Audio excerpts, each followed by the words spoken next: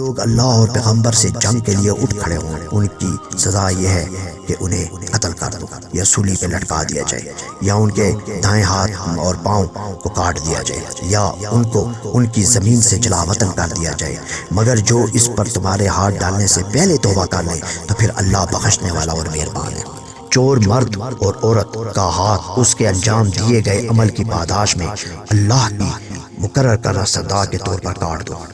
یہودیوں کی منافقت کا ذکر کرتے ہوئے اس آیت میں مندرجہ بالا احکامات کے بعد کہا گیا کہ ہم نے تمام احکامات تورات میں بنی اسرائیل کو مثلا جان کے بدلے جان، آنکھ کے بدلے آنکھ، ناک کے بدلے ناک، کان کے بدلے کان، دانت کے بدلے دانت، ہر زخم کے لیے قصاص، الہ کے مجروح یا دالے دار خود نہ بخش دے، یہ ہدایات کر دی ہیں، مگر انہوں نے اس خدائی احکام کو رواج نہ دیا اور ان کے مطابق فیصلے نہ کیے۔ اسی طرح ہم نے انجیل نازل کی اور مسیح کے پیروکاروں کو حکم دیا کہ ان احکامات کی پیروی کرو، مگر انہوں نے بھی اس پر عمل نہ کیا۔ اب ہم نے قرآن کے ذریعے گزشتہ کتب آسمانی کی ہدایت کی تصدیق کی اور ایک واضح آئین اور طریقہ مقرر کر دیا کہ جو لوگ اللہ اور اس کے پیغمبر اور صاحبان ایمان کی ولایت قبول کر لیں وہ کامیاب ہیں، کیونکہ اللہ کی حزب اور پارٹی ہی کامیاب ہے۔ اے پیغمبر علیہ الصلوۃ والسلام، جو کچھ تیرے رب کی طرف سے تجھ پر نازل ہوا ہے اسے کامل طور پر لوگوں تک پہنچا دو۔ اگر تم نے ایسا نہ کیا تو گویا تم نے اس کا کار رسالت سر انجام ہی نہیں۔ اس کے بعد کی آیات میں ایک دفعہ پھر مسیح کو اللہ ماننے والوں کی اور تورات و انجیل کی اصل ہدایات سے اغماض برتنے پر ان کی مذمت کی گئی۔ بنی اسرائیل کی طرف سے پیغمبروں کی تکذیب اور ان کے قتل کرنے کا ذکر کیا گیا اور کہا گیا کہ یہ اندھے اور بہرے ہو چکے ہیں، جو کبھی مسیح کو اللہ کا شریک ٹھہراتے ہیں اور کبھی کہتے ہیں کہ اللہ تین ہے۔ یہاں پھر زور دے کر کہا گیا کہ مسیح فرستادہ خدا کے سوا کچھ نہیں۔ یہاں دین میں غلو نہ کرو اور حق کی بات کرو۔ یہاں یہ بھی کہا گیا کہ جو لوگ بنی اسرائیل میں کافر ہو گئے ہیں انہیں داؤد علیہ السلام اور عیسیٰ علیہ السلام کی زبان سے لعنت کی گئی، کیونکہ وہ تجاوز کرتے تھے اور یہ لوگ ہمیشہ عذاب الہی میں رہیں۔ حلال چیزوں کو اپنے اوپر حرام نہ کرو۔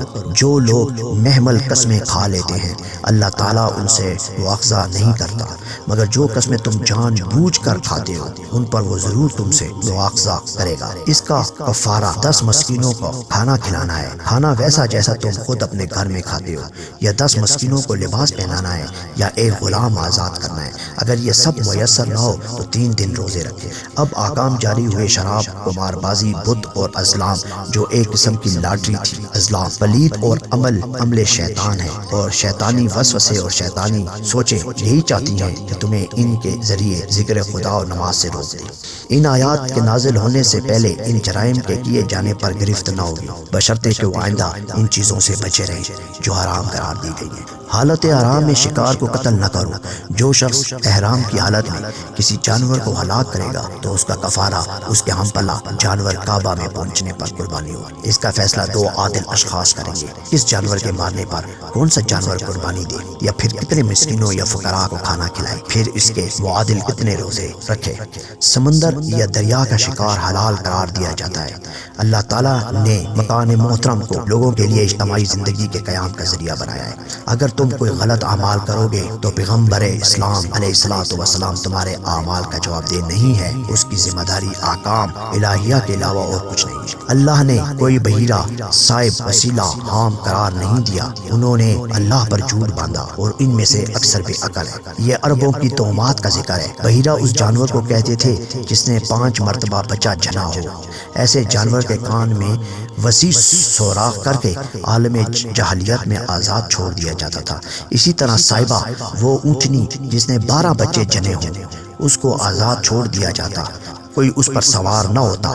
جہاں سے چاہتی وہ کھاتی اور جہاں سے چائے پانی پیتی۔ وہ سیلا اس گوسفند کو کہتے ہیں جس کا پہلا بچہ نر ہوتا ہے تو وہ خداؤں کے نام پر ذبح کر دیا جاتا اور مادہ اپنے لیے رکھ لیا جاتا۔ اگر نر اور مادہ دونوں پیدا ہو جاتے تو نر کو یوں ہی چھوڑ دیا جاتا۔ ہاں، اگر کسی اونٹ کا پوتا سواری کے قابل ہو جاتا تو اس بوڑھے اونٹ کو آزاد چھوڑ دیا جاتا، یا اگر کسی اونٹ کے نطفے سے 10 بچے پیدا ہو جاتے تو اسے بھی آزاد چھوڑ دیا جاتا۔ یہاں ان تمام تہمات کی مخالفت کی گئی ہے اور ساتھ کہا گیا ہے کہ جب پیغمبر اسلام علیہ الصلوۃ والسلام ان کو ان احکامات کی طرف بلاتا ہے تو وہ کہتے ہیں کہ جو کچھ ہمارے آباء و اجداد سے ہمیں ملا وہ ہمارے لیے کافی ہے۔ موت کے وقت 2 عادل گواہوں کے سامنے وصیت کرو، اگر سفر میں ایسا وقت آ جائے تو کوئی مسلمان مومن موجود نہ ہو تو غیر مسلم کو شہید بنا سکتے ہو۔ اب وہ وقت یاد دلایا گیا جب اللہ پیغمبروں سے پوچھے گا کہ ان لوگوں نے تمہاری دعوت کا کیا جواب دیا، تو وہ کہیں گے ہمیں تو پتہ نہیں مالک، تو ہی پوشیدہ چیزوں کو جاننے والا ہے۔ اور وہ وقت یاد دلایا گیا کہ جب اللہ نے عیسیٰ ابن مریم کو گہوارے میں گفتگو کروائی، مٹی کے پرندوں میں روح پھونکی، اس کے ذریعے اندھوں اور برس کے بیماری والوں کو شفا بخشی، مردوں کو زندہ کیا، لیکن ان واضح دلائل کو جادو کہا گیا۔ پھر وہ وقت یاد دلایا گیا جب عیسیٰ علیہ السلام کے حواریوں نے ان سے کہا کہ اللہ سے کہیں کہ وہ آسمان سے ان پر مائدہ یعنی کھانے کا برتن جس میں کھانا ہوتا ہے، اسی نام سے یہ سورت بھی المائدہ، اتارے تاکہ ہم اس میں سے کھائیں اور ہمارے دل کو اس معجزے کی وجہ سے آپ کی رسالت پر اعتبار آ جائے۔ اللہ نے یہ دعا بھی قبول کر لی اور کہا کہ جو شخص اس کے بعد بھی نہ مانا اور کافر رہا اس کو عالمین میں سزا دے گا جو کسی کو نہ دی۔ پھر کہا گیا کہ وہ وقت یاد کرو جب اللہ عیسیٰ ابن مریم علیہ السلام سے پوچھے گا کیا تم نے ان لوگوں کو یہ کہا تھا کہ مجھے اور میری ماں کو خدا بنا لو، تو وہ جواب دیں گے مجھے کوئی حق نہیں کہ ایسی بات کروں، مجھے تو آپ نے جس کام پر معمور کیا میں نے تو اس کے سوا کوئی بات نہیں، میں نے تو ان کو ایک ہی اللہ کی پرستش کی تعلیم دی۔ اب ان کے شرک کے جرم پر اگر تو انہیں سزا دے تو وہ تیرے بندے اور بخش دے تو تو خود عزیز و حکیم ہے، طاقتور حکمت والا ہے۔ وآخر الدعوانا والحمد للہ رب العالمین۔ سبحان ربک رب العزت عما یصفون وسلام علی المرسلین والحمد للہ رب العالمین۔ السلام علیکم ورحمۃ اللہ وبرکاتہ۔